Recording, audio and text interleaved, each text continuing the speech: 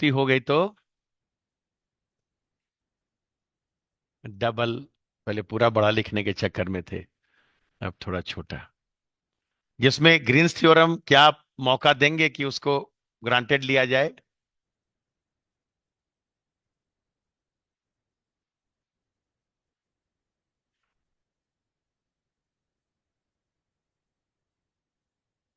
अ double integral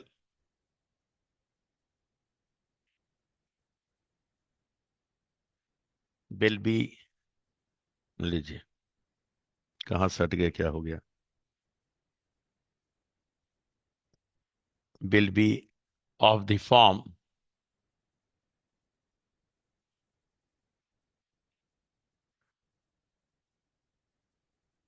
double integral, दो बार integration का साइन, जिसका इंटीग्रेशन लेंगे वो भी function of two variables and integration with respect to both the variables. कोई दिक्कत?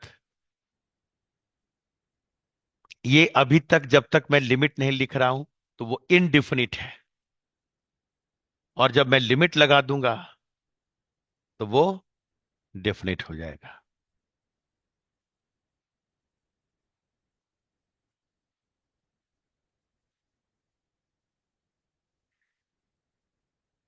बार बार डस्टर की तलाश में उधर चल जाते हैं। ठीक है ना, कोई trouble. Double integral will be of the form this. फिर याद आया, यहां तो डस्टर की जरूरत ही नहीं है।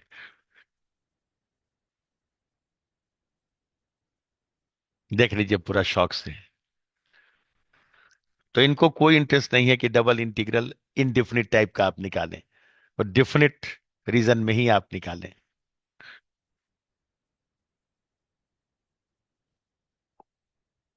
ठीक है।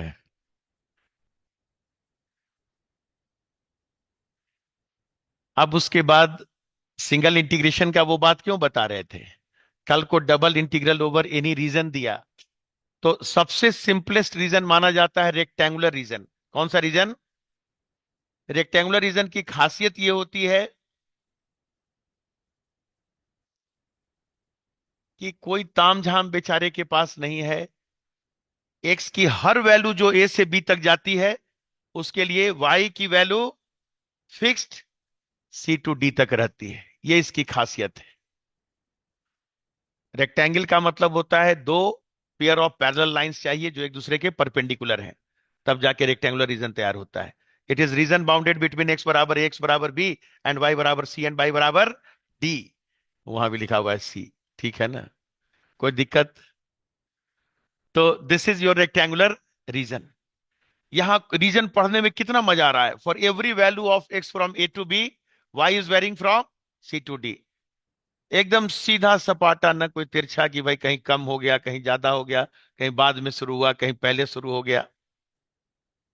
तो double integral over rectangular reason is very very easy. कल को इसको बढ़ाते बढ़ाते इनफाइनाइट तक भी हम पहुंचा देंगे। तो डबल इंटीग्रल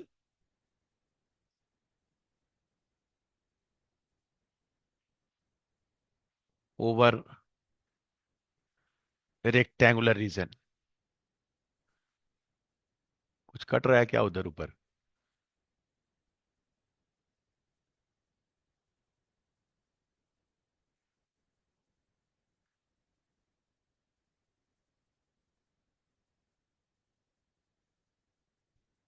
रीजन देख रहे हैं ना अच्छा से?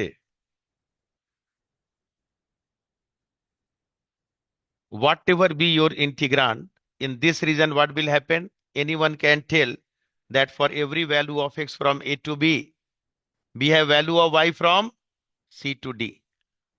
So you can take किसी given integrand का dy and then dx. और इंटरेस्टिंग बात यह भी है कि सेम रीजन के ऊपर अगर मैं इंटीग्रांड का ऑर्डर चेंज भी कर दूं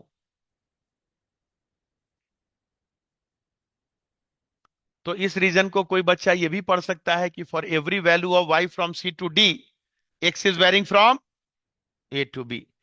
So same thing can be also taken like this. for every value of y from c to d, x varies from a to b. This of fxy, do dx first and then do dy.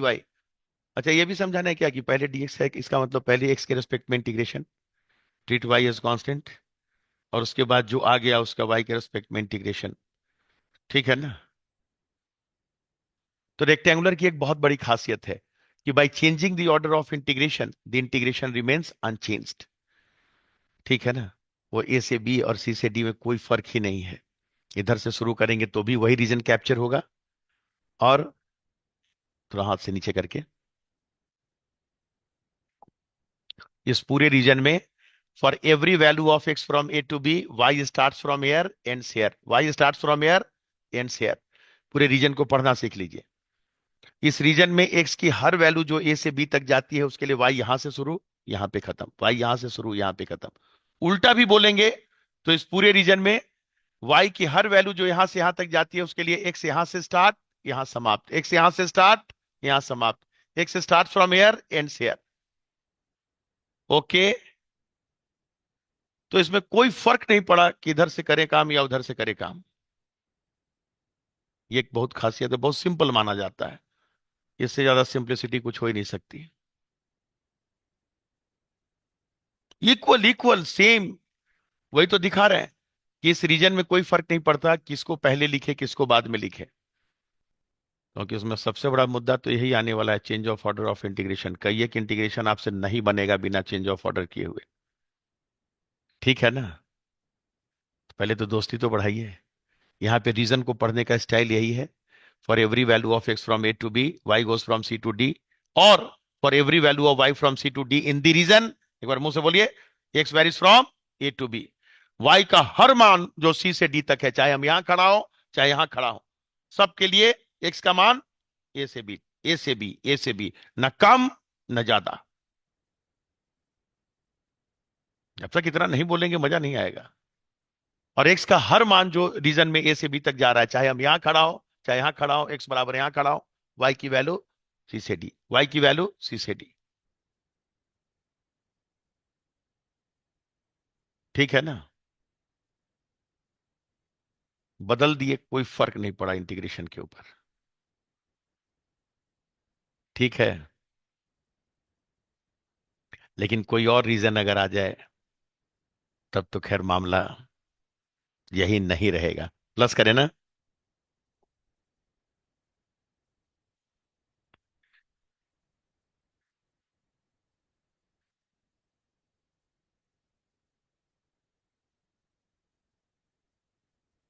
Double integral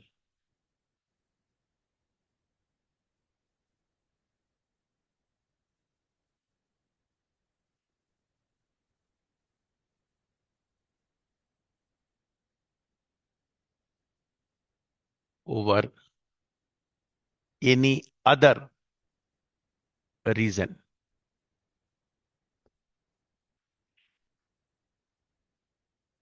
जैसे double integral के लिए जो reason decide हुआ, वो अगर x बराबर a से लेकर x बराबर b तक रीजन है, तो हो सकता है a से b तक हमारे रीजन में जो y का चेंजेस है, ठीक है ना, वो y यहां से यहां तक जा रहा है, क्या कह रहे हैं।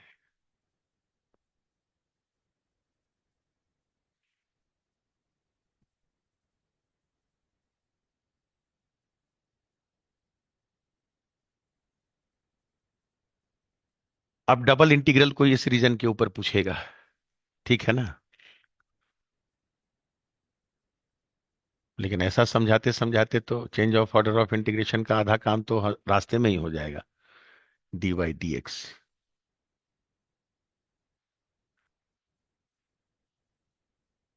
बाद में dx करना है तो x का जो है limit constant to constant.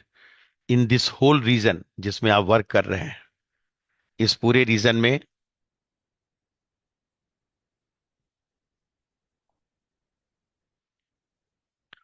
x की वैल्यू कहां से कहां तक, a टू b तक, and for every value of x, इसलिए हम y का लिखे भी नहीं है, फ्रॉम a टू b, क्योंकि सेम चीज को y के टर्म में कुछ और लिखना पड़ेगा कि y मिनिमम कितना और मैक्सिमम कितना। और x की हर वैल्यू के लिए जब मैं यहां रुकता हूं, ठीक है ना, उसका एक अलग कलर, x की हर वैल्यू के लिए, जैसे x बराबर मैं यहां हूं, उस समय मैं y से पूछ रहा हूं कि अच्छा बोलो, मैं यहां हूं तो तुम कहां से कहां तक। तो बोला तुम यहां रहेगा ना, तो इस रीजन में मैं y की वैल्यू यहां से यहां तक ले जाऊंगा। बोला मैं यहां रहा तो, बोला तुम यहां रहोगे तो यहां से यहां तक। देखिए वैल्यू में चेंज है, आगे से शुरू हुआ है पीछे खत्म हो गया है। बोला अगर मैं यहां रहा तो, बोला यहीं से शुरू यहीं खत्म। इस रीजन में एक्स बराबर बी के लिए वाई की वैल्यू यहीं से शुरू और यहीं खत्म। एक्स बराबर ए के लिए वाई की वैल्यू यहीं से शुरू यहीं खत्म। एक्स की इस वैल्यू के लिए वाई यहां से स्टार्ट और यहां समाप्त। बोला भैया ये तो चेंज कर रहा है, पिछले वाले की तरह नहीं है कि वाई हमेशा सी से डी तक है। तो बोला जो चेंज हो भी रहा है ना वाई की वैल्यू, लोअर लिमिट में वाई हमेशा इस कर्व के ऊपर है और अपर लिमिट में इस कर्व के ऊपर है। और जब डीवाई करने के बाद मैं डीएक्स लगाने जाऊंगा, तो डीवाई करते समय एक्स को कांस्टेंट का दर्जा मिला है, तो ऑलरेडी डीवाई करने के बाद एक्स का फंक्शन बचेगा, तो लिमिट भी एक्स का फंक्शन आप ले सकते हैं। तो ये आपसे जबरदस्ती कहा कि मेरी वैल्यू जो वाई की है इस कर्व के लॉन्ग, उसको फंक्शन ऑफ एक्स के टर्म में लिखो। ये आपका शौक नहीं है, आपकी लाचारी है। क्योंकि ये करने के बाद अगर एक्स बच भी गया तो डीएक्स करने के बाद लिमिट पुट करना है, डिफरेंट इंटीग्रल की वैल्यू एक पार्टिकुलर मान मिल जाएगी। Do this and your y ends at this curve, just name it y is a function of x। ठीक है ना, कोर्स करे ये सब चीज, ये सब नॉर्म है इसका कि शुरुआत में ये सब चीज करते हुए तब उधर जाना है। इंटीग्रेशन करने में कोई जान थोड़े रहेगा, लिमिट लेना, कब कौन पहले ले, कब बदले न बदले, ये ज्यादा जरूरी है। तो x की हर वैल्यू के लिए y कहां से शुरू होता है, y start from curve pi x. वो x पे डिपेंडेंट है साहब। x जब a होता है तो मैं यहां से शुरू यहीं खत्म, एक्स की वैल्यू जब यहां होती है तो यहां से शुरू यहां खत्म, यहां होते हैं तो यहां से यहां खत्म, कोई फिक्स वैल्यू थोड़े है। That value is varying according to x along this curve and upper limit is varying along this curve. ठीक है ना, y का अपर वैल्यू इस कर्व के ऊपर की मान होगी। तो y start from here ends at शाई एक्स। ये तो है ही, ठीक है ना, शाई एक्स।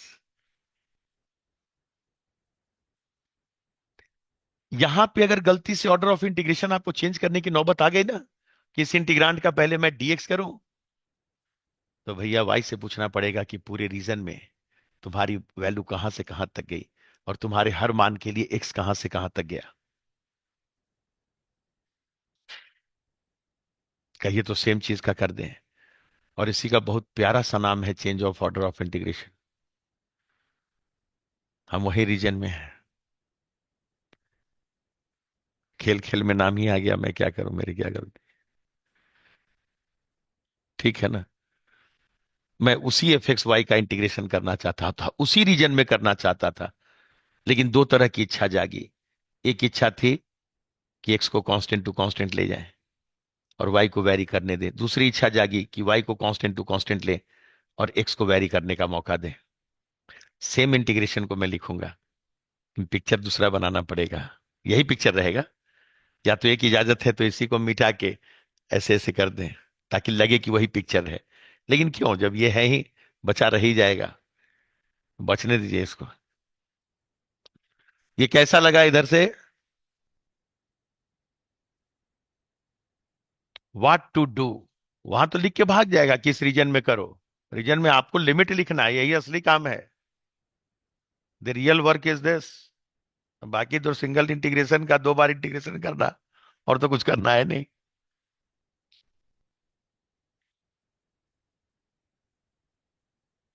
हाँ बोलिए।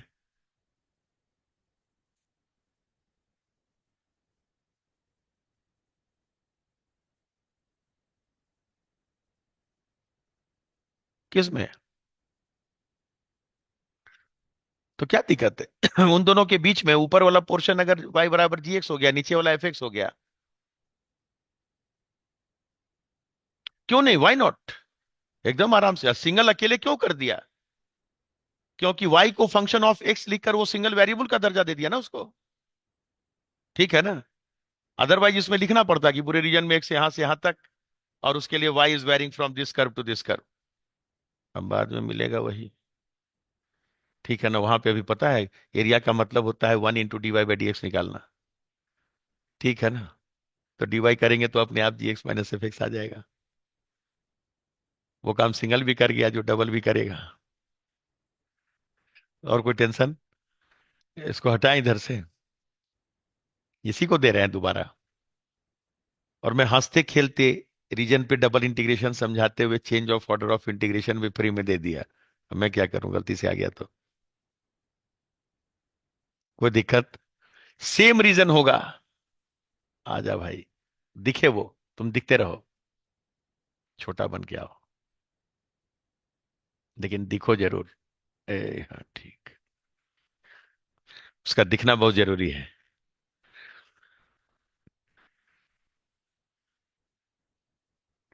Same region, I am integrating same integrand f x y over the same region, but this time my intention is different. क्या इंटेंशन है? इस बार मैं dy बाद में करूंगा और dx पहले। तो जो बाद में करते हैं उसका range of integration constant to constant. देखिएगा, पिक्चर गलत खराब बनेगा तो उसकी जिम्मेदार हम नहीं रहेंगे, बनाएंगे हम वही पिक्चर। ठीक है ना? देखते हैं क्या होता है। ऑलमोस्ट लग रहा है।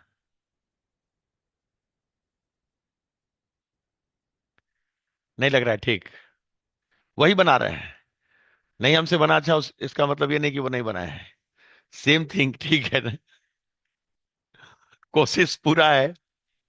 And the region over which double integration is going to be taken, in that region, if the largest value of y is d and the smallest value of y is c, then in this whole region y is varying from c to d।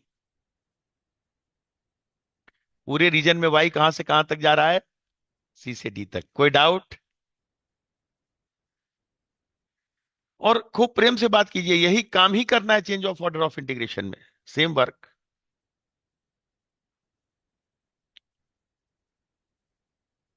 And for every value of y, पूरा ध्यान से सुन रहे हैं ना? For every value of y from c to d, चाहे कोई भी वैल्यू, ये उठा लें, ये उठा लें, ये उठा लें, my x is starting from here, my x is ending here. y की इस वैल्यू के लिए x is starting from here, ending here. यहां पे y, x is starting from here, ending hair.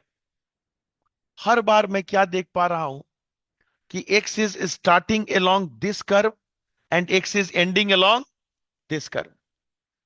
Are you watchful?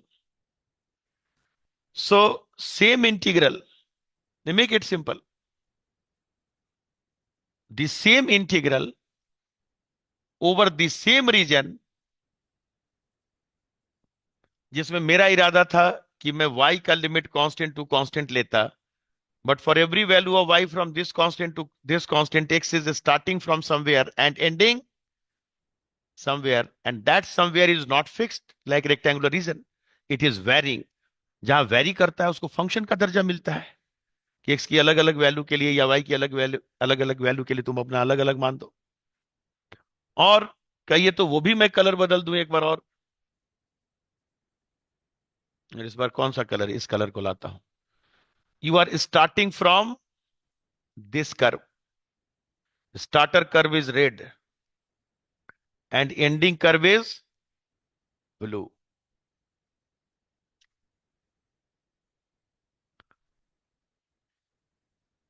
और x वैरी कर रहा है, यानी x को वेरिएबल का, x को फंक्शन ऑफ y मानेंगे। Suppose I am ending on curve x बराबर क्या लिखें, शाई y, and I am starting from curve which is x बराबर 5y। तो y की हर वैल्यू से मैं 5y से स्टार्ट, साई बाई पे खत्म।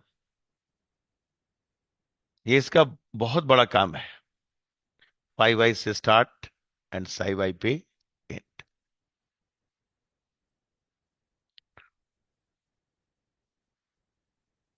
हल्का हो गया क्या वो थोड़ा लाल वाला? है ना? बदल दे क्या कलर?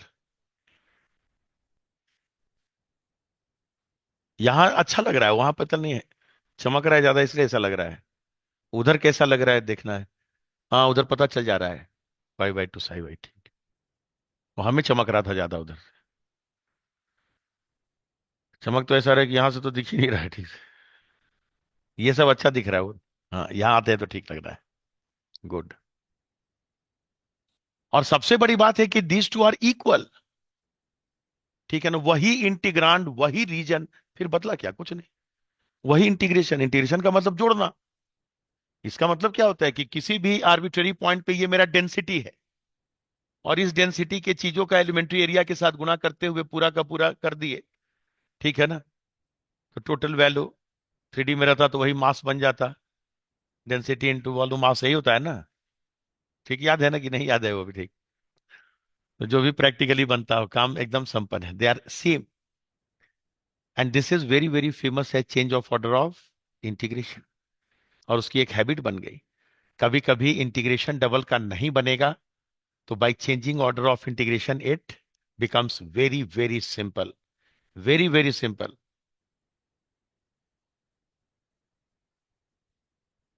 तो इसमें सपोर्ट है ना? खुश है? मतलब उटपटांग टाइप का भी रीजन है तो भी कोई दिक्कत नहीं है। ठीक।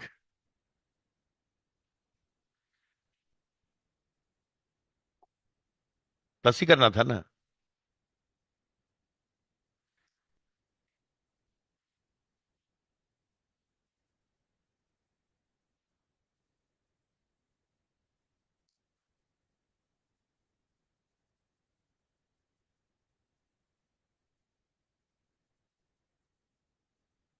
Is also famous as.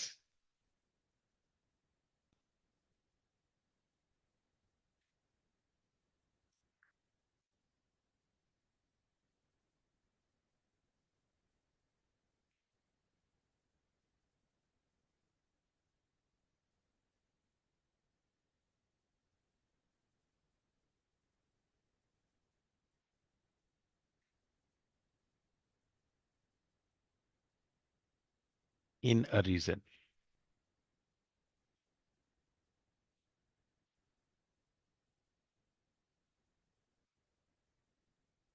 मुझे तो एक आध लालच आ रहा है इसी के ऊपर देने का। दे क्या? दे।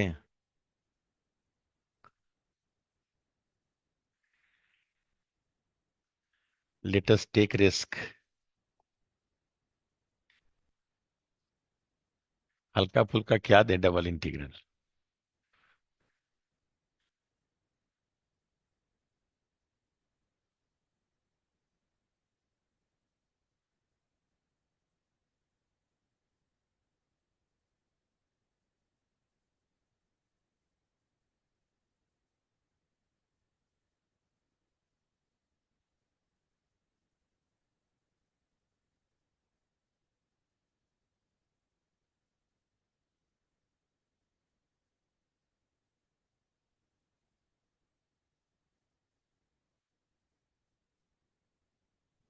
ठीक है ना? कोई रीजन ऐसा एक्स वाई आर स्क्वायर को कंटेन करता है जिसमें x is lying between 0 and y is lying from 0 to 1। ठीक है ना? Then change order of integration.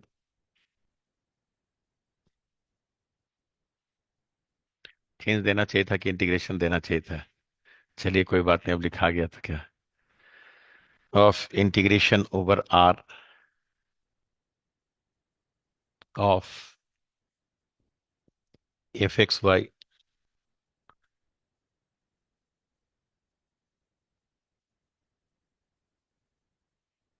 dx dy।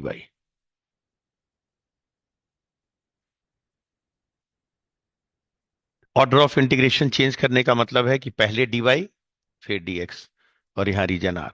मैं एक तीर से कई एक निशाना लिया हूं। कई बार इंटीग्रेशन का रेंज नहीं देगा, कहेगा रीजन से पूछो। उस रीजन में क्या बोला है, y 0 से 1 तक, और y की हर वैल्यू के लिए x 0 to y। मन तो करा कि y स्क्वायर से y अभी भी चेंज कर दे, 0 से y की जगह। ठीक है ना, कुछ से कुछ बदल सकते हैं आप। पैराबोला, लाइन सेगमेंट, ये सब में तो कोई बहाना भी नहीं है कि नहीं आता है बनाने। हिम्मत करके पूछे हैं, आपको टांग खींचना होगा, बोलिएगा कि भाई अब इस लायक हुए थे कि नहीं हुए थे, पूछ लिए। और ये सब क्रक्स है, इसी के आधार पे जो है महल खड़ा कर देता है। Question understood? तब ना सॉल्यूशन शुरू करेंगे। स्टार्ट करें।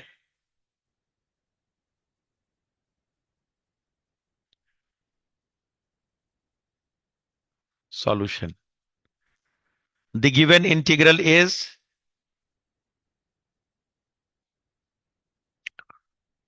एक्स कहां से कहां तक था,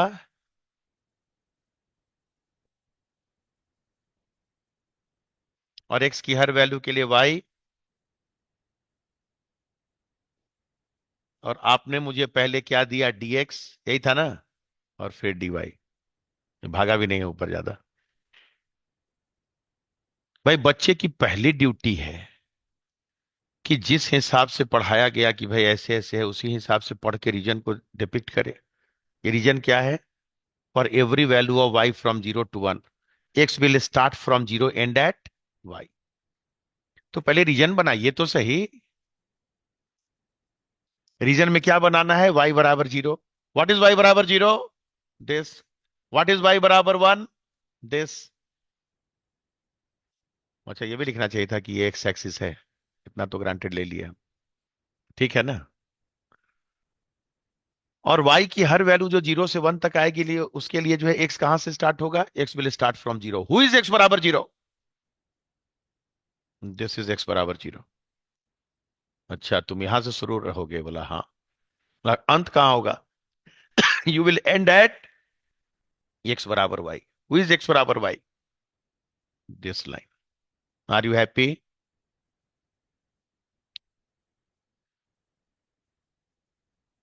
और रंगा रंगी में कितना मजा आएगा।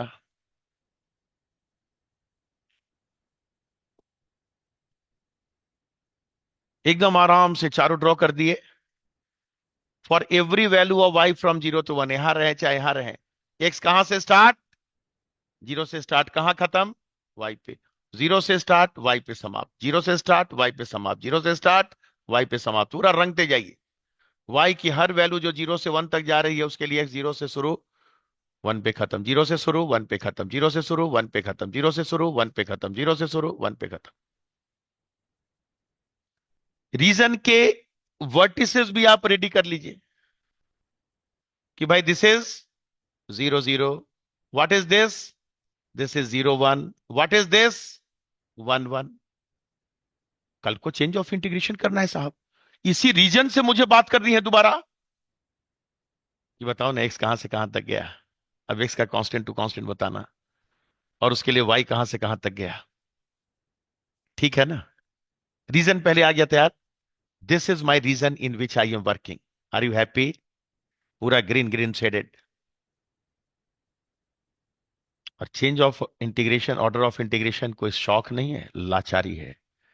कई एक बार इंटीग्रेशन नहीं बनेगा तो यही आपकी मदद करेगा।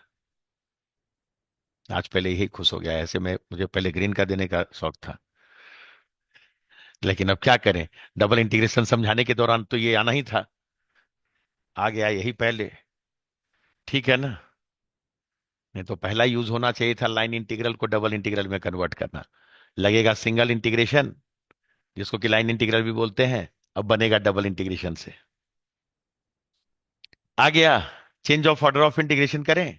Change of order of integration का मतलब इंटीग्रांड नहीं बदलना है, खाली एक्स और वाई जो है, जिस ऑर्डर में इंटीग्रेट कर रहा था इंटीग्रांड को, वो बदल जाना है। पहले dy फिर dx। ठीक है ना। रीजन पहले अच्छा से बना कि नहीं, उसमें कहीं कोई समझौता।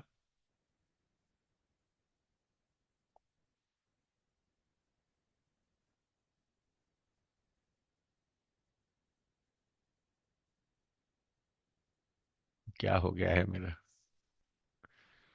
तरह तरह का लेटर आ जाता है। कोई बात नहीं, ठीक है ना। रीजन रेडी, वेरी हैप्पी, सब हटा दें। Now by changing the order of integration,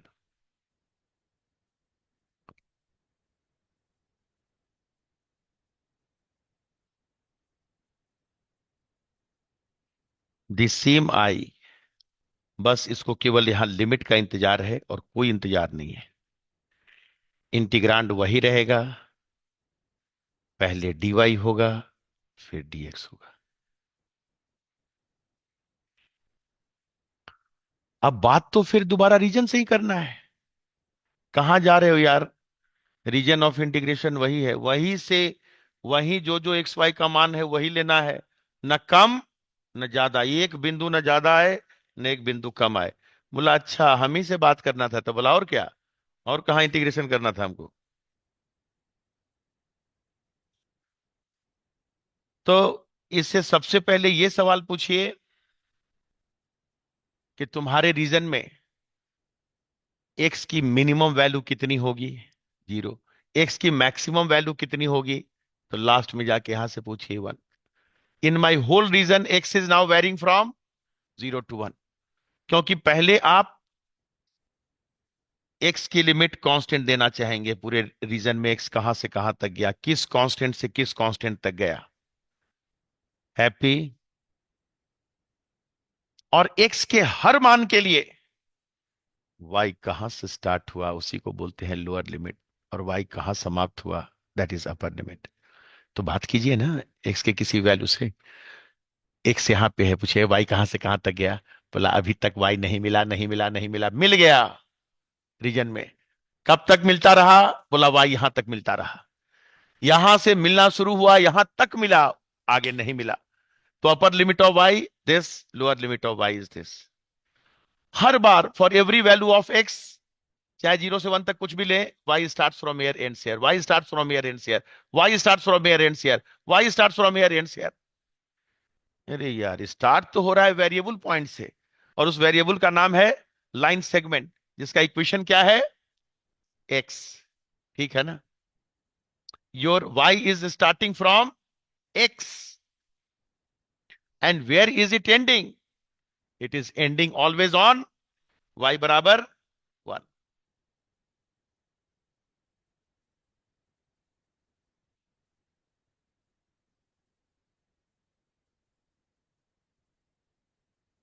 कैसा रहा, एक्स बराबर 0 से 1 तक स्टार्ट और ending at, for every value of x from 0 to 1, y is starting from x ending at 1। हो गया change of order of integration.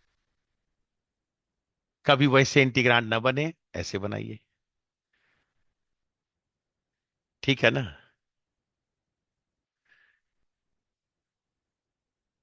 मन खुश है।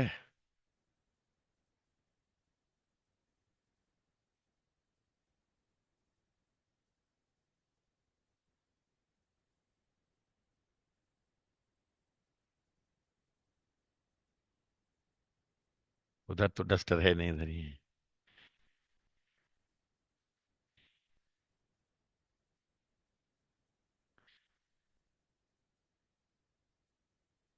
बदले,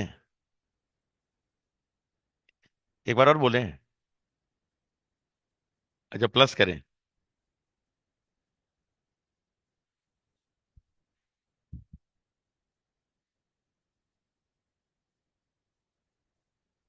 क्वेश्चन दें,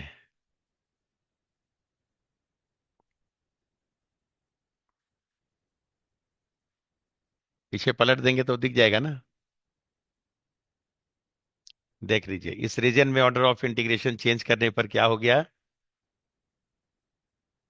y x से लेके 1 तक, x 0 से 1 तक, ठीक है ना, वो क्या बन गया, x 0 से y तक, और y 0 से लेकर 1 तक। वहां dx पहले है, dy बाद में। मन खुश है?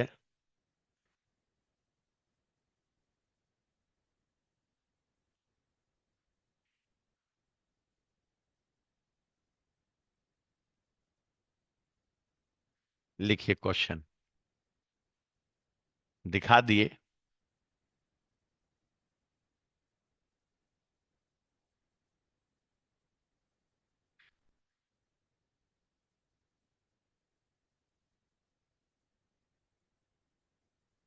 I which is double integral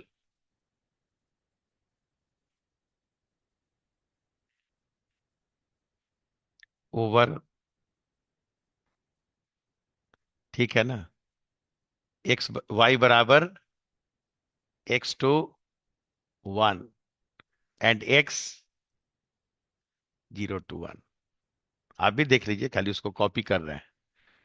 यही था ना उस रीजन में, कि x की वैल्यू 0 से 1 तक के लिए y x से स्टार्ट और 1 पे समाप्त। और इसमें पहले क्या करेंगे, dy, ठीक है ना, और dy में ऐसा ऐसा इंटीग्रेशन देगा कि वो इंटीग्रेशन के नाम से होश उड़ जाए।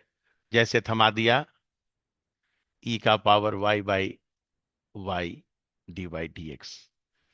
बच्चा जब तक ई का पावर वाई था बड़ा खुश था, ई का पावर वाई, नीचे वाई आया, महान संकट उसके ऊपर, कहा कि मैं तो लुट गया अब तो इंटीग्रेशन करने में। तो दिखाना चाहता था कितना फंक्शन दे सकते थे हम, साइन वाई वाई वाई, कमी थोड़े था। 0 से 1 तक ही क्यों, कल को 0 से पाई बाई 2 तक पहुंचा दें। वो तो एक बहाना था, एक यूनिट से आदमी शुरू करता है खेल। कहा कि this is equal to fill in the blanks. तो हॉल में तो बच्चा सोचेगा कि यार इंटीग्रेशन हो ही नहीं रहा है, बेकार दे दिया। जबकि ये इंटीग्रेशन कोई इनडिफिनिट इंटीग्रेशन थोड़े है, एक रीजन के ऊपर किसी इंटीग्रांट का इंटीग्रेशन है, ठीक है ना।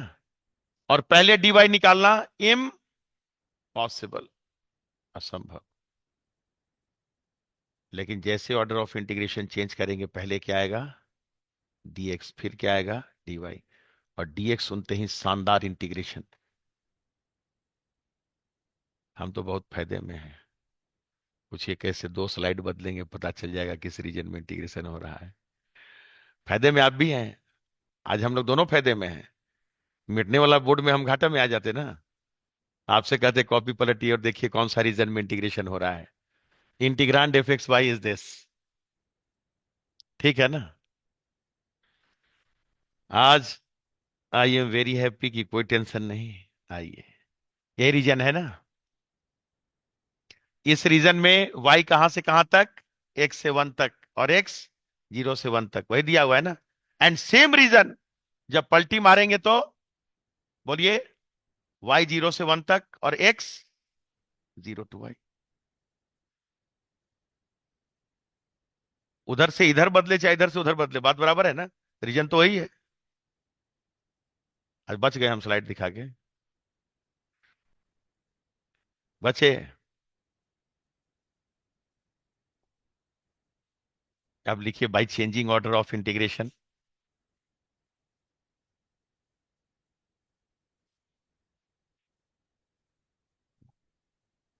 ठीक है आगे, लेकिन पहले सरेंडर करना पड़ेगा कि ऐसे नहीं बन रहा है हमसे। कर दिए सरेंडर, सरेंडर करेंगे तब ना, by changing order of integration.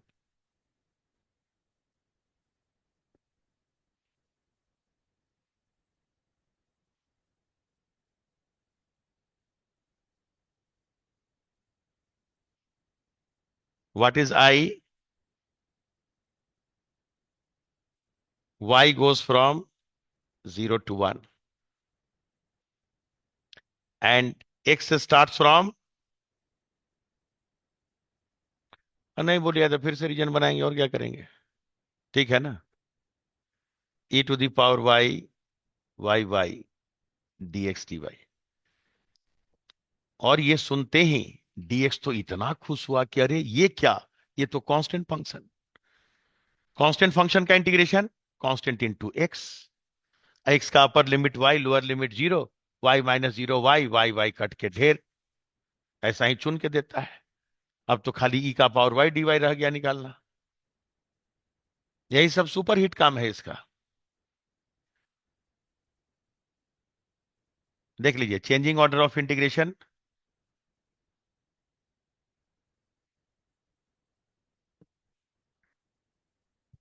ठीक है ना।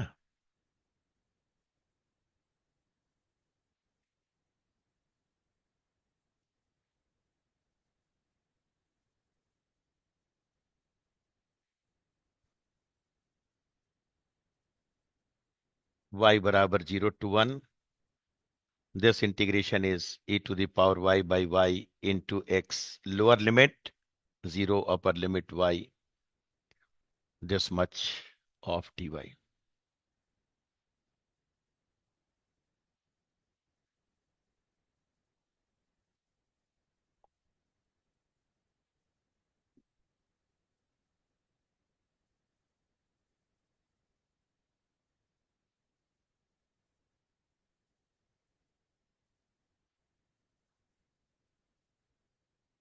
अब तो जो घटिया सा इंटीग्रेशन मिला है कि मैं क्या बोलूं।